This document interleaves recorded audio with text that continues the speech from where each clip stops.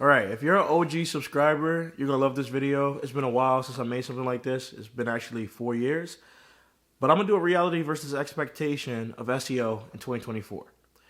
So, right now, people have the misconception, and I would say this is like an expectation, that SEO is going to die because of AI, and they believe this because of the new tools, the functionality that they have around writing content. And what people never understood in the first place, what the reality of the situation is that it's not going to die. And the reason why is because majority of your job as an SEO has nothing to do with you writing content. If anything, content writers should be more afraid of that than SEOs, because most of the time when you work in agencies or you work in a company, you have content writers that write the content anyways, that then give you the content for you to look over and provide suggestions from an optimization standpoint. And while AI can optimize content, I've actually used AI to optimize content, and it's not as good as you might think. And plus, you still, like, in the editing process, the editing process is a little bit different than the writing process overall, in my opinion. So I will say that AI is not going to kill SEO. AI is going to kill anyone's career who doesn't understand how to think strategically about the decisions that they're making. So you have to understand or make sure that you know that your recommendations that you're giving aligns with a larger impact for the business. That's the first thing. The second thing is, I think the expectation that people have after COVID is that more companies are rewarding people for working inside of like in-house as opposed to remote. That's not true. There's still a whole bunch of remote jobs. So the reality of the situation is that you can get a remote job, especially at like big companies. Chances are you're probably just not applying to the right positions. And I think the reason why this happens too is because a lot of people tend to just apply on things like Indeed, and then they overlook LinkedIn or ZipRecruiter and stuff like that. So I would say if you're applying to jobs right now, try to look at all of the potential job boards that you can apply to instead of just one, right? The other thing I think that's a huge misconception is you need 5 years of experience to get a job. I know a lot of these job positions say they want someone with 5 years of experience or 4 years or 3 years. The reality of the situation is that you don't need that, okay? You don't, honestly, whenever I'm working with my coaching clients, I always recommend that they completely ignore the job description because the job description is misleading. What you need to understand is that most of the time, the people who are creating these job descriptions don't even know what you do and don't even know how SEO works. And they're just creating it because that's their job. They're in HR. They don't know anything about this stuff. So the reality is that you don't need a lot of experience to get into SEO. What you really need is just guidance to help you along the journey so that you have a process that differentiates you from everyone that is going to work at these companies. The next thing is, for some reason, people always think that they need to know how to code. You don't need to know how to code. Like, I don't know why people set this expectation, but the reality is that you don't need to know how to code. However, you do need to understand how Google interacts with code, which is completely different, because you need to be able to make sure that when you're working on a website that it can get visibility. And the only way to know if it can get visibility is if you know how Google interacts with the code. So you don't need to know coding, but you need to understand the relationship that Google has with the code. And to be honest, that's just, you're going to have to study a lot of technical SEO.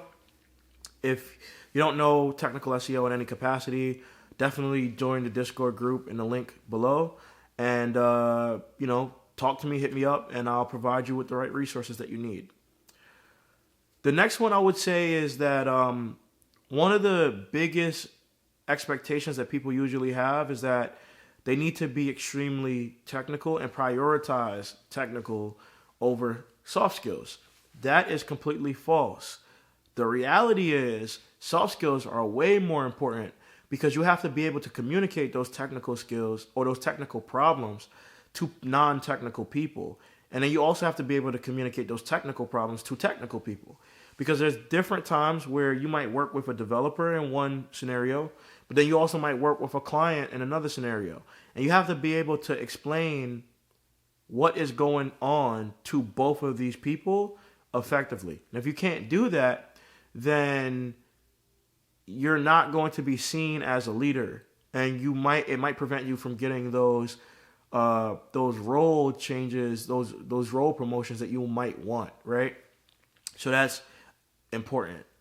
The next expectation I would say that a lot of people have, especially right now. I mean, back in the day this was true, but right now, I think one of the largest things that people concern themselves about is understanding Google Analytics 4.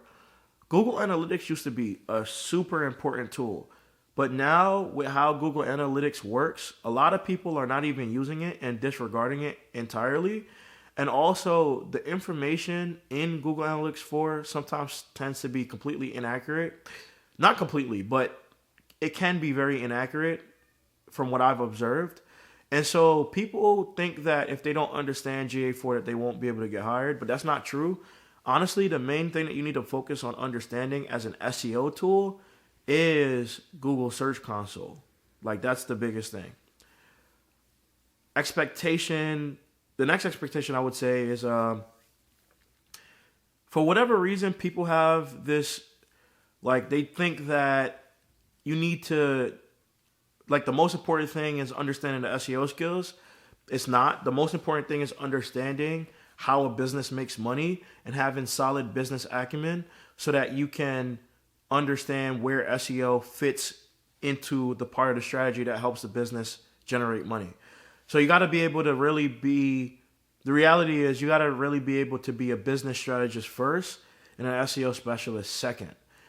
So I would say, these are things that as the, time is coming or as like time is progressing that's really changing from the last time I made this video. I think, and that's just like, at a high level. I think like if you start to get into specific career paths, like for example, SEO manager versus SEO director, even versus SEO specialist, what is necessarily expected of you changes significantly. When you're a director, majority of your time is not going to be spent doing work. It's going to be spent delegating. When you're a manager, majority of your time is going to be, I would say, 50% doing work, 50% QAing work, and then working upwards with a director to show them what the team is working on and report on the deliverables that need to go out. And then when you're a specialist, majority of your time is going to be focusing on getting the task done. So what is expected of you changes depending on what you're working on, right? And then just some other general things around like tools and stuff like that. I think, the biggest expectation right now with regards to tools is that you need to understand SEMrush, you need to understand Screaming Frog, and you need to understand Search Console. To me, those are the number one tools. And then any other tool that attributes for leads, so like CallRail or What Converts, things like that. I won't mention any specific e-commerce tools because most people aren't going to be working with e-commerce. Most people are going to be working with local lead gen businesses. But if you have questions specifically about e-com, definitely hit me up. Join the Discord group again. And yeah, that's it. I would say that is the biggest difference between the last video that I made and this one. So yeah, trying to think if there's anything that I'm missing. No, I think that's it. So thanks a lot for watching. I'll see you in the next video. Peace.